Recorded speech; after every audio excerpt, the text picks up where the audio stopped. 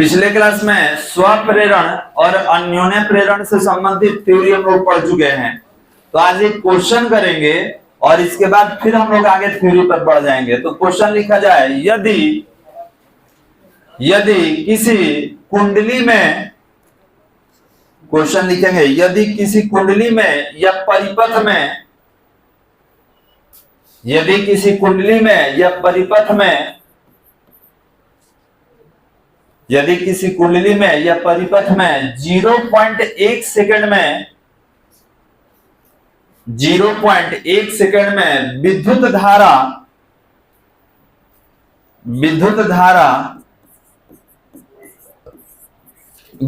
धारा 5 एम्पियर से 0 एम्पियर तक घटता है। विद्युत धारा 5 एम्पियर से 0 एम्पियर तक घटता है। 5 एम्पियर से 0 एम्पियर तक घटता है। यदि परिपथ में प्रेरित विद्युत वाहक बल, यदि परिपथ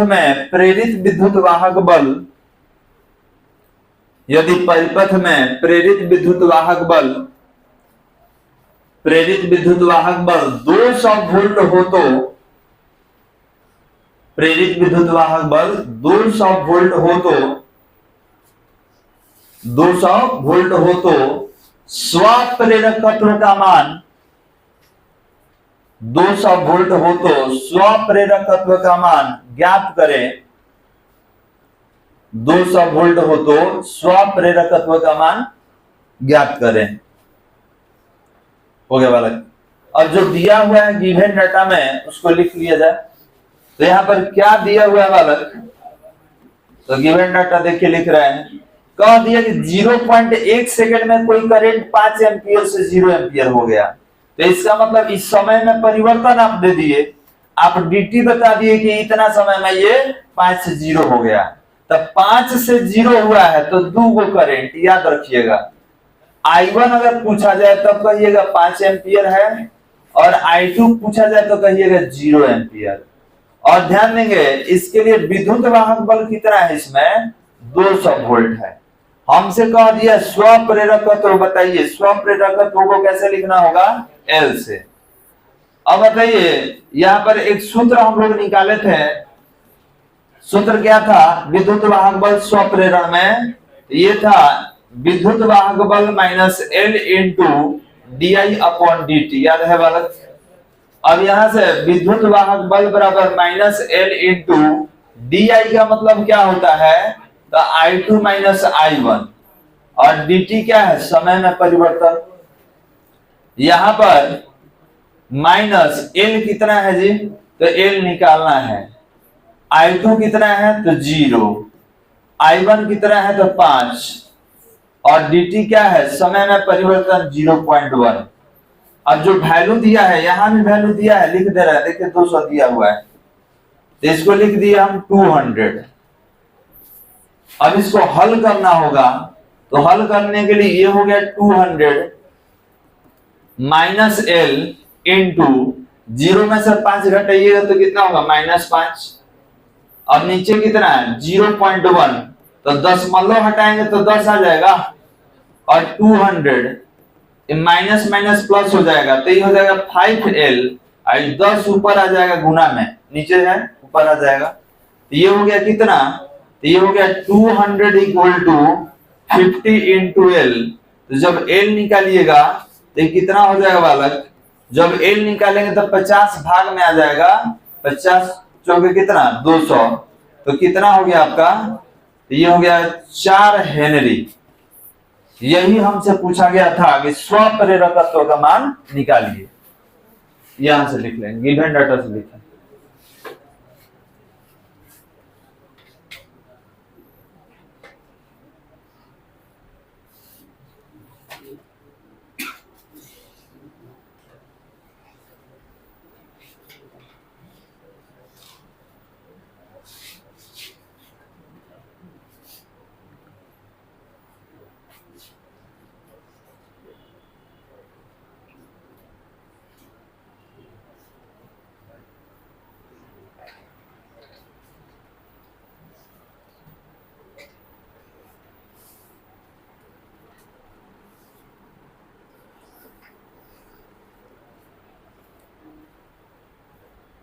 अब यहाँ पे अगर हेनरी नहीं लिखना होगा तो कितना लिखेंगे, tesla meter square ampere inverse 1 या वेबर एम्पियर इनवर्स 1 भी लिख सकते हैं।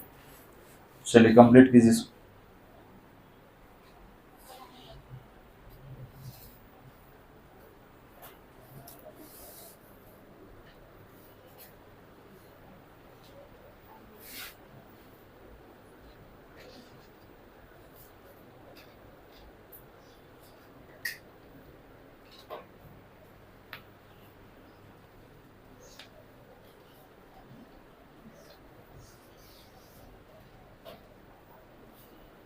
हो गया बालक, आगे हेडिंग दिया जाए, इसको हटाना पड़ेगा।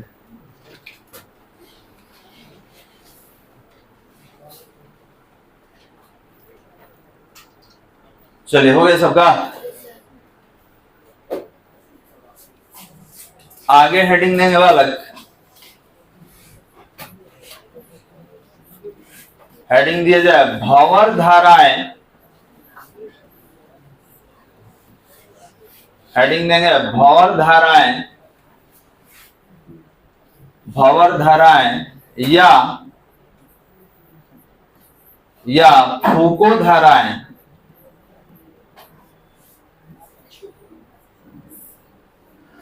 इसको कहा जाएगा एडी करेंट्स या वेव भी कह सकते हैं।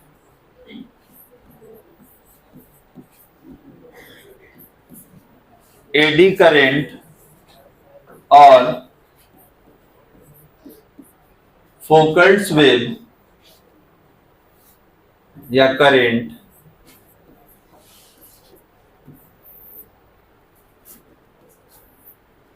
तो भंवर धारा कहिए, फूको धारा कहिए, एडी वेव कहिए या करंट कहिए, क्योंकि तरंग ही धारा है।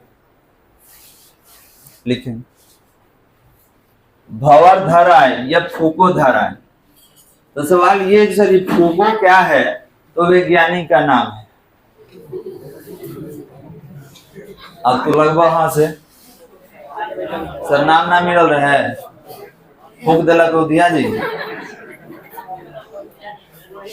तो ध्यान देंगे, अब नाम है तो है, बताए थे तो उनका तो नाम लेना ही होगा, वो भी सम्मान के साथ लेना होगा, क्योंकि उनके बताए हुए धारा का उपयोग बहुत जगह होता है।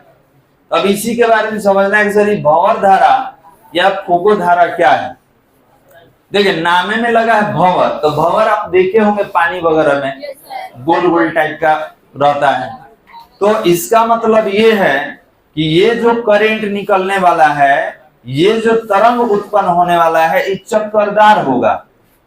जैसे अगर किसी स्रोत से तरंग निकल रहा है तो हमारे दिमाग में रहता है कि सीधे निकलेगा, लेकिन ये निकलते समय घूमते हुए निकलेगा। तो जब कोई तरंग घूमते हुए निकलेगा, ठीक है, घूर्णन करते हुए निकलेगा, चक्करदार निकलेगा, तो उसको हम लोग क्या कहेंगे, भंवर धारा। क्लियर है बालक? अब इसको डायग्राम के माध्यम से थोड़ा हमको समझना होगा कि भंवर धाराएं क्या है।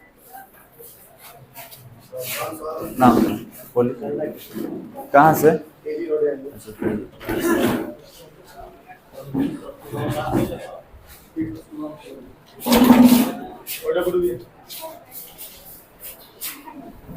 कौन है आपका? कौन है? केजी रोड वाला है? आइए ना, 1 बजे आइए, 1 बजे आइए ना।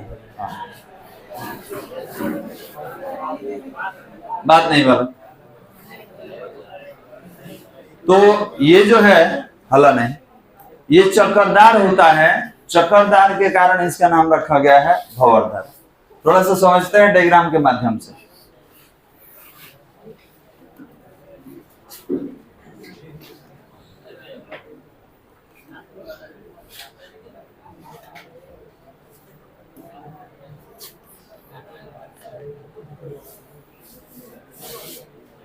देखिए जल में इस तरीके का तरंग जनरेट होता है, जिसको भंवर के नाम से हम लोग जानते हैं।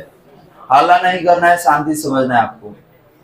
तो ये आप देख सकते हैं कि इसमें गोल गोल घूम रहा है, तो इसी तरीके से हमारा तरंग भी घूमेगा, तो इसीलिए उसको नाम दिया गया है भंवर धारा। एक ये भी देख लीजिए, ये भी भंवर का ही एक पार्ट है। तो अब इसी तरीके से तरंग जनरेट होने वाला है। कहाँ जनरेट होता है तो इस पे भी बात करेंगे। कोई दिक्कत वाला किसको देखने में? अब समझना है, ठीक है, समझना है कि सर ये काम कैसे करता है। और आप कह दिए कि विद्युत चुंबकीय क्षेत्र से निकलेगा, तो कैसे निकलेगा इसको डायग्राम के माध्यम से समझिए। सबसे पहले एक धातु का ब्लॉक लेते हैं, धातु का ब्लॉक लेंगे जिसके अंदर से चुंबकीय बल रेखा निकलेगा बालक, कुछ इस तरीके से।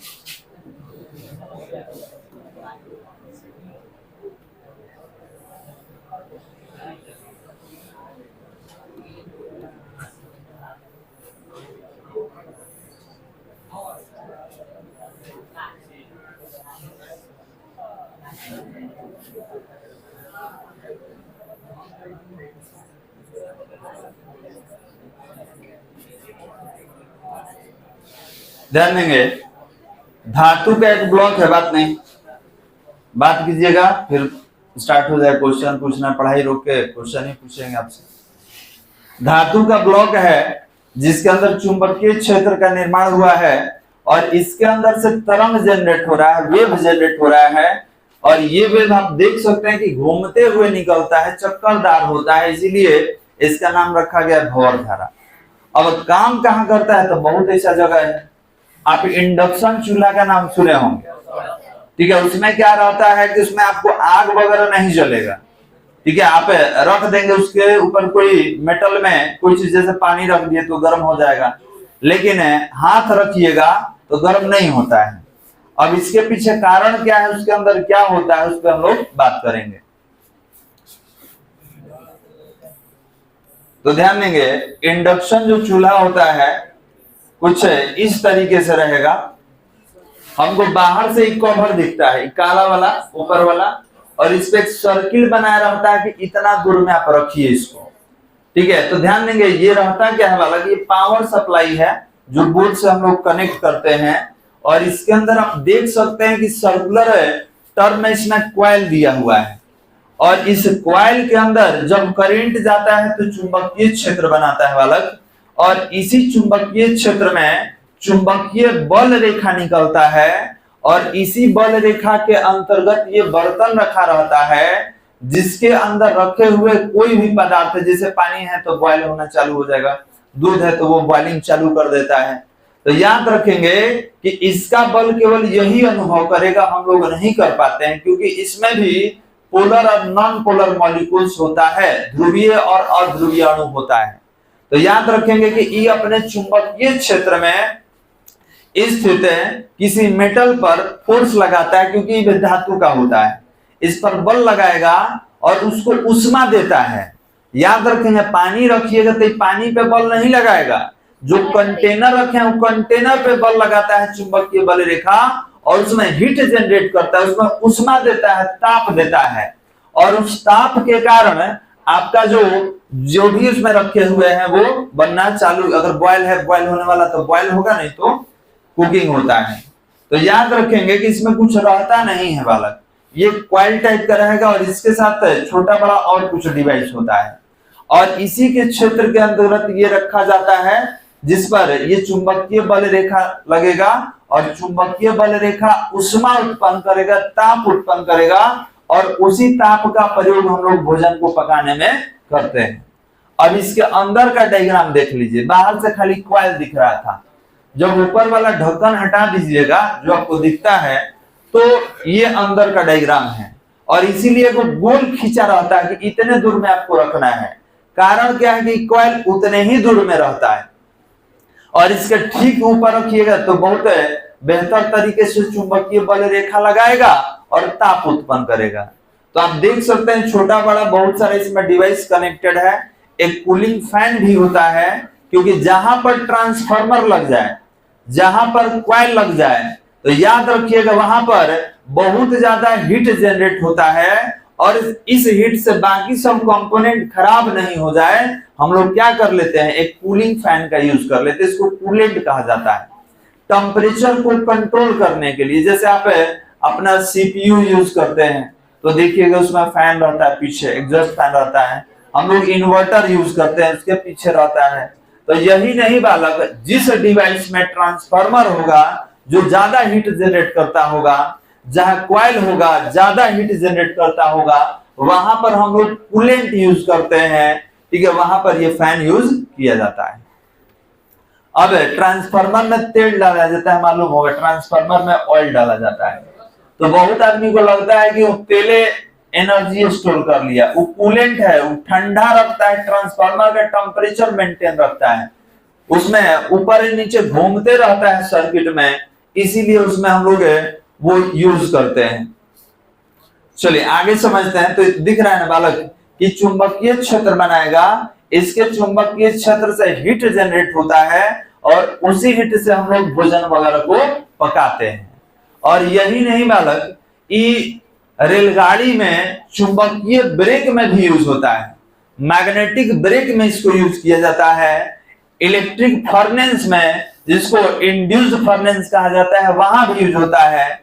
जब भट्ठी कह दिए तो उसमें टेम्परेचर बहुत ज्यादा होगा और वहां पर चुंबकीय क्षेत्र से ही टेम्परेचर क्रिएट किया जाता है। इंडक्शन चूल्हा तो खुद हो गया, यहां तक कि जो पहले वाला मीटर होगा ये डिजिटल नहीं, उसमें एक अल्युमिनियम का प्लेट होता है जो घूमते रहता है। ठीक है, अल्युमिनियम प्लेट होगा, कुछ इस तरीके से रहता है, बीच में एक गोल टाइप का, एक घूमते रहता है। तो ये जो चक्करदार तरीके से घूमता है डिस्क अल्युमिनियम का, इसको घुमाने के लिए कोई बल नहीं लगता है, जितना बिजली यूज करेंगे उतना ही तेजी से घूमेगा। तो आपका लोड बताने के लिए घूमता है, और वो जो घूमता है वो भी भंवर धारा से घूमता है। इसको घुमाने के लिए कोई बेल्ट नहीं लगाया जाता है, ये भंवर धारा के कारण ही घूर्णन करता है। तो इसी के बारे में हम लोग को लिखना होगा थोड़ा सा। चलिए कुछ लिखा जाए, उसके बाद आगे कंटिन्यू करेंगे। हेडिंग हो गया ना, लिखा जाए किसी धातु के टुकड़े को, बात मत कीजिए, अल्लाह मत करो, लिखेंगे किसी धातु के टुकड़े को, किसी धातु के टुकड़े को यदि, किसी धातु के टुकड़े को यदि किसी परिवर्तनशील, किसी धातु के टुकड़े को यदि किसी परिवर्तनशील चुंबकीय क्षेत्र में, यदि किसी परिवर्तनशील चुंबकीय क्षेत्र में, यदि किसी परिवर्तनशील चुंबकीय क्षेत्र में रखा जाता है, यदि किसी परिवर्तनशील चुंबकीय क्षेत्र में रखा जाता है, परिवर्तनशील चुंबकीय क्षेत्र में रखा जाता है, अथवा उस टुकड़े को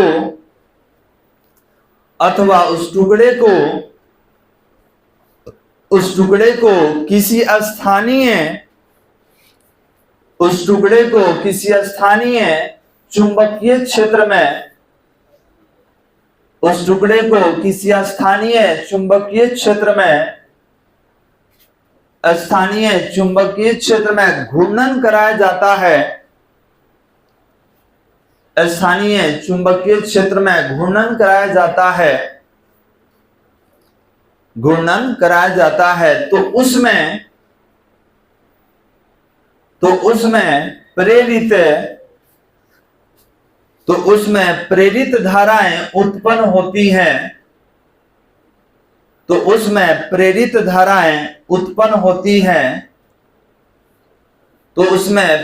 धाराएं उत्पन्न होती हैं जो चक्करदार होती हैं, तो उसमें प्रेरित धाराएं उत्पन्न होती हैं जो चक्करदार होती हैं, मतलब गोल गोल घूमने वाला, अतः इन धाराओं को भंवर धारा कहा जाता है। अतः इन धाराओं को भंवर धारा कहा जाता है। अतः इन धाराओं को भंवर धारा कहा जाता है। पैराग्राफ चेंज करके लिखा जाए, पैराग्राफ चेंज करके लिखेंगे, इन धाराओं को फूको नामक वैज्ञानिक ने खोजा था। इन धाराओं को फूको नामक वैज्ञानिक ने खोजा था, इसलिए इन धाराओं को फूको नामक वैज्ञानिक ने खोजा था, इसलिए इन्हें फूको धाराएं भी कहा जाता है। इसलिए इन्हें फूको धाराएं भी कहा जाता है। डायग्राम बना लीजिए। अब डायग्राम में ये जो है इसको धात्विक ब्लॉक कहेंगे हम लोग।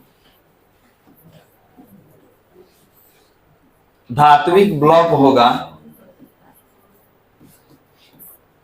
और ये जो वेव निकल रहा है इस वेव को हम लोग बोलेंगे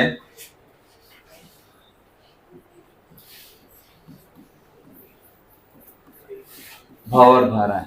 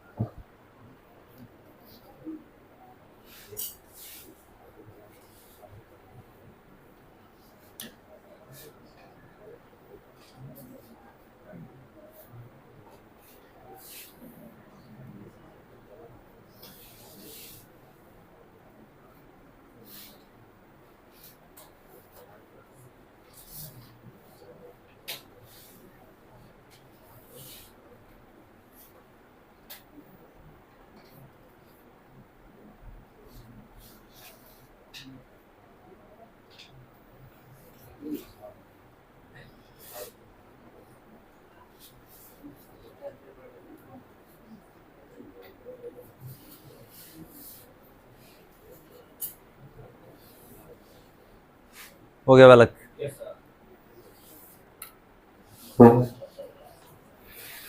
इसके बारे में कुछ लिखना होगा। डायग्राम बना लिए। डायग्राम के नीचे लिखेंगे ये धाराएं, डायग्राम के नीचे लिखना होगा ये धाराएं प्रकृति से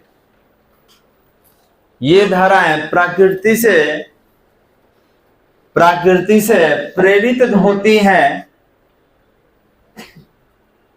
ये धाराएं प्रकृति से प्रेरित होती हैं। अतः यह लेंज के नियम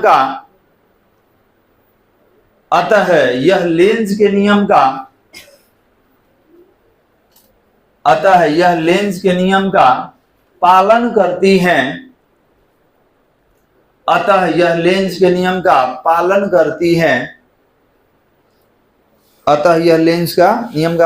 करती है। तो ये बताइए लेंज का नियम क्या बताता है? तो धारा का दिशा बताता है।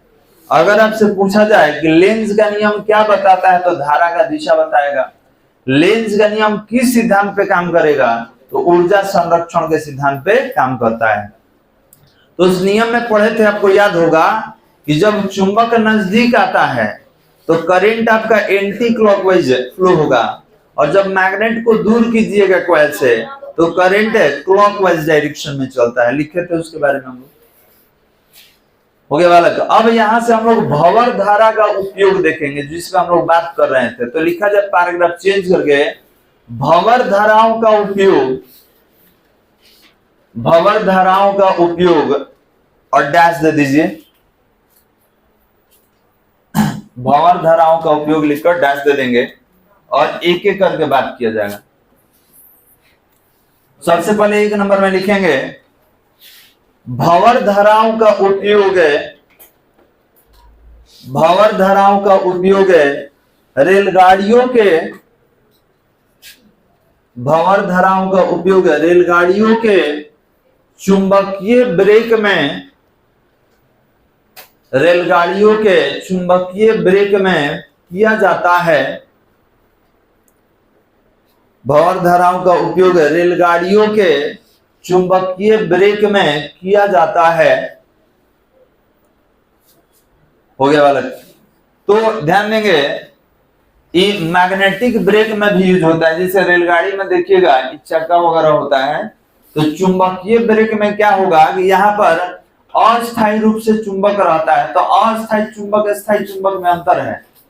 कोई लोहा है और उसमें करंट दे दिए तो चुंबक का गुण आ गया, तो करंट बंद करेंगे तो उसमें से चुंबक वाला गुण खत्म हो जाएगा, तो ये अस्थायी कहलाता है।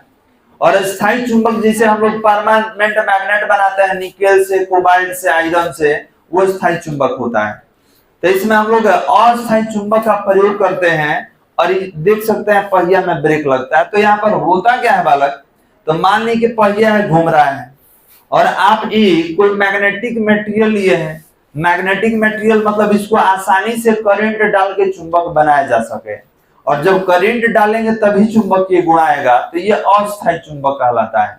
तो इसमें जब करंट दिया गया तो देखिए यहाँ पर ये चुंबकीय बल रेखा इधर से इधर भेज रहा है, और यही चुंबकीय बल रेखा क्या करता है, इस चक्करदार डिस्क पर, या आप कह सकते हैं कि रेलगाड़ी है तो उसके पहिए पर बल लगाता है और इसको रोकने का काम करता है।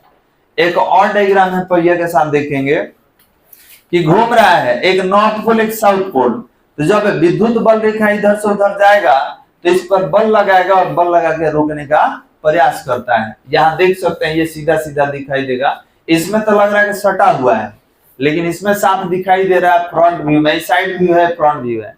तो यहाँ दिख रहा है कि सर गैप है, जब इसमें करंट देंगे तो यही बल रेखा इधर से इधर जाएगा और यही क्या करता है, तो चक्का को रोकने का प्रयास करता है वाला। चलिए तो एक हो गया। 2 नंबर में लिखा जाए, 2 नंबर में लिखेंगे भंवर धाराओं का उपयोग है, भंवर धाराओं का उपयोग है, भंवर धाराओं का उपयोग है प्रेरण भट्ठी में, भंवर धाराओं का उपयोग प्रेरण भट्ठी में उच्च ताप को, भंवर धाराओं का उपयोग प्रेरण भट्ठी में उच्च ताप को उत्पन्न करने में, उच्च ताप को उत्पन्न करने में किया जाता है, उच्च ताप को उत्पन्न करने में किया जाता है, उच्च ताप को उत्पन्न करने में किया जाता है। हो गया बालक। चलिए तो ध्यान देंगे, तो प्रेरण भट्ठी क्या है, तो जहां पर ज्यादा टेम्परेचर प्रोड्यूस किया जाता है, वैसे हम लोग ईटा पकाने वाला सब भट्टी होता है, तो यहाँ पर क्या हम कोयला यूज करते हैं टेम्परेचर हीट करने के लिए। लेकिन प्रेरण भट्ठी में विद्युत चुंबकीय तरंग से विद्युत बल रेखा के माध्यम से तापमान को उत्पन्न किया जाता है, और वही टेम्परेचर क्या करेगा, वही टेम्परेचर एनवायरमेंट का टेम्परेचर बढ़ा देता है, और उसका नाम है प्रेरण भट्ठी। तो उसमें याद रखेंगे प्रेरण भट्ठी में आपको कोयला वगैरह यूज नहीं करना है, वहां पर विद्युत चुंबकीय तरंग के माध्यम से टेम्परेचर क्रिएट किया जाता है। चलिए अगला पॉइंट में लिखा जाए, 2 हुआ ना जी। 3 नंबर में लिखेंगे विद्युत शक्ति मीटर में, विद्युत शक्ति मीटर में, विद्युत शक्ति मीटर में धातु के चक्करदार डिस्क को, विद्युत शक्ति मीटर में धातु के चक्करदार डिस्क को, धातु के चक्करदार डिस्क को घुमाने में, धातु के चक्करदार डिस्क को घुमाने में भंवर धाराओं का, घुमाने में भंवर धाराओं का उपयोग किया जाता है, भंवर धाराओं का उपयोग किया जाता है। अगले पॉइंट में लिखेंगे इंडक्शन चूल्हा, तो लिखेंगे प्रेरण चूल्हा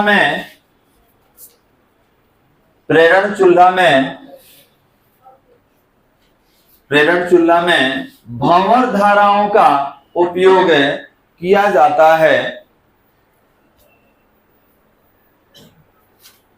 भंवर धाराओं का उपयोग किया जाता है, जिसमें भोजन वगैरह हम लोग पकाते हैं रख के। हो गया बालक? चलिए आगे अब हेडिंग देना होगा। हेडिंग दिया जाए, हेडिंग देंगे धारावाही प्रेरक में, हेडिंग देंगे धारावाही प्रेरक में संचित ऊर्जा का व्यंजक, धारावाही प्रेरक में संचित ऊर्जा का व्यंजक, धारावाही प्रेरक में संचित ऊर्जा का व्यंजक, expression of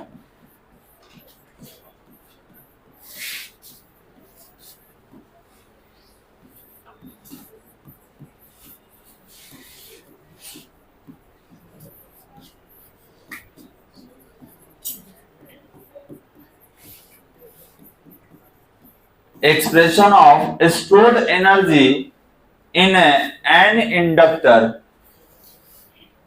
expression of stored energy in an inductor, प्रेरक में संचित ऊर्जा का मान हमको निकालना है। तो सवाल ये है कि सर ये प्रेरक क्या होता है और उसमें ऊर्जा कितना होता है। तो आपको पहले भी बता चुके हैं कि प्रेरक क्या है बालक। तो देखिए डायग्राम समझिए प्रेरक क्या है।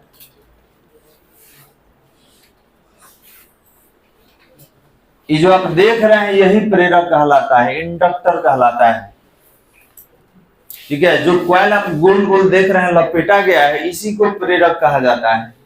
अब ये सब अपने अंदर ऊर्जा को स्टोर करके रखता है, एनर्जी स्टोर करता है। आपको याद होगा बल्ब वाला एग्जांपल दिए थे कि अगर मान ली कि हमारे पास कोई बल्ब है, यहाँ पर एक प्रेरक लगा दिए और इसके बाद एक बल्ब लगा दिए, तो याद रखेंगे ये बल्ब तब तक जलता रहेगा अगर आप बिजली का कनेक्शन काट भी दिए। जैसे मान ली कि यहाँ पर हम अल्टरनेटिंग करंट का सोर्स जोड़े थे, बल्ब जल रहा है, आप इस कनेक्शन को कट कर दिए तब भी जलता रहेगा कुछ देर तक।